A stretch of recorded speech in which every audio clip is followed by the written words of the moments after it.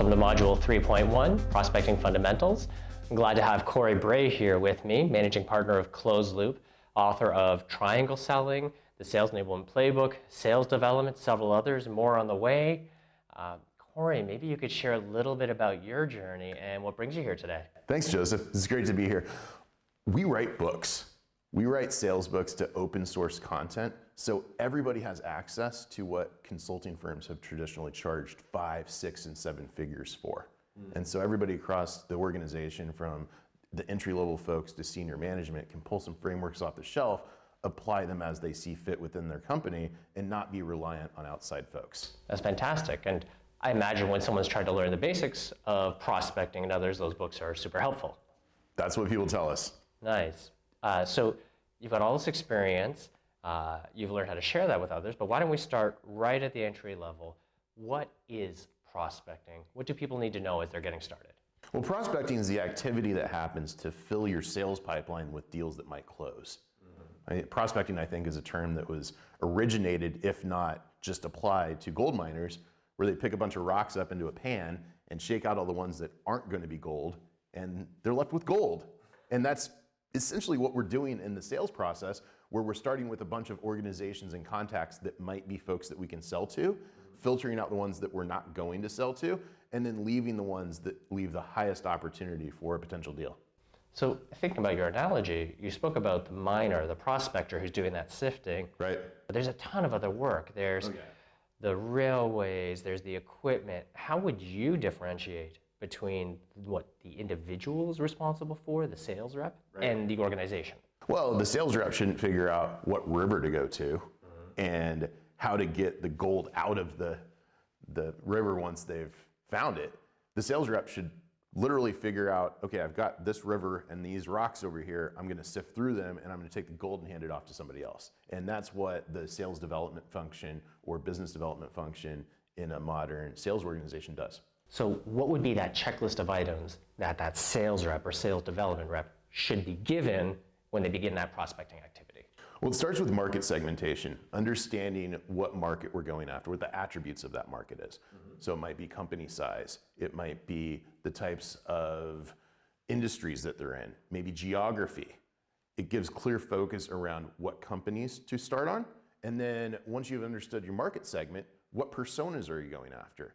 It might be head of sales, head of marketing, maybe head of IT, or some specialized role if there's a different type of product or service that your company sells. So when you talk about those, the market segment, the personas, a lot of people will talk about that as their ICP, their ideal customer profile. Is that what you're talking about, or are you thinking about? I don't like the term ICP, because to me, ICP is a point. And it says, this is our ICP. Whereas I look at the market segmentation, the personas, is more of a gradient. In our sales playbooks, the Builder's Toolkit, as we help folks build out their market segmentation, we advise that they at least look at it through 3 different dimensions of, here are the attributes and here's what's ideal for each attribute. So maybe a company size from 100 to 500 employees. Here's what's good, maybe 50 to 100 and 500 to 1,000. And then here's what's rejected, meaning folks that we just don't want to talk to. Looking at it like that gives it a little more dimensionality and keeps you from looking at it as just a point ideal customer. So you can use your brain a little bit more and figure out what might be a good prospect and what might not be. Okay, so I'm a sales rep, I'm a miner. I've been given my gradient of dimensions, my kind of market segments, my profiles. What do I do? Where do I start? If you want somebody to effectively prospect, they really need to be enabled. There's this function of sales enablement that exists in a lot of different organizations. And in the Sales Enablement Playbook, we define sales enablement as the concept of extending a prospect-centric mindset throughout all departments in the organization. And where that comes to life in prospecting is that you give the salespeople, the folks that are prospecting, specifically what they need just to focus on prospecting. They've got access to data, so they know what companies exist inside of their target market. They've got access to data around the personas and the contact information for those actual folks. It's in some kind of system. And so they can go sit down at their desk and push a button to make a phone call, push a button to send an email, and then once they engage in conversation, that's where they apply the skill that they have. You get into sketchy territory when you start trying to turn somebody who wants to make cold calls into a research analyst or somebody that wants to be a research analyst into a cold caller. Those aren't necessarily skills that we see in the same human too often. So we're going to dig into research in one of our subsequent conversations. So I'm looking forward to coming back into that. Yeah. But when you've got that sales rep and you've given them everything they need, they've been enabled, they've got their market segments, they're off calling, how do you know they're successful or not? What does success look like? How do you measure it? Well, you've got to define what success looks like for these folks. And when it comes to sales, there's only two things that a salesperson can control. They can control the quality of their activity and the quantity of their activity. There's nothing else. We see some managers running around and saying, hey, Joseph, you've got to develop 15 qualified opportunities for me this month. Well, what does that mean? How do I get there? And if we're giving them these high-level abstract goals and then letting them figure out how they get there, that's going to cause a lot of variance across the team. You're going to have some folks that do it great, and you're going to have other folks that don't know how to get there. When it comes to prospecting, the best formula is to give them a formula and say, here are the activities that are going to lead to a success, and you've got to do this much quantity at a certain level of quality. And from what we've seen before, that'll get you there. And obviously things change over time, and you might need to readjust that expectation. So to make that more concrete, if we're talking about a hypothetical software company, Sure. What would that prescription of activities look like? What have you seen? The best way to go about it is working backwards. Let's say from a sales development perspective, our goal is to convert 10 opportunities per month. So you need 10 opportunities per month. Well, how many conversations does it take to get to 10 opportunities per month? Maybe it takes 20. Okay. What's it take to get 20 conversations? Well, maybe it takes 100 phone calls that result in a quick pickup to get to one conversation. And so now I've got 100 times 20, so now I've got 2,000 phone calls that I need to make.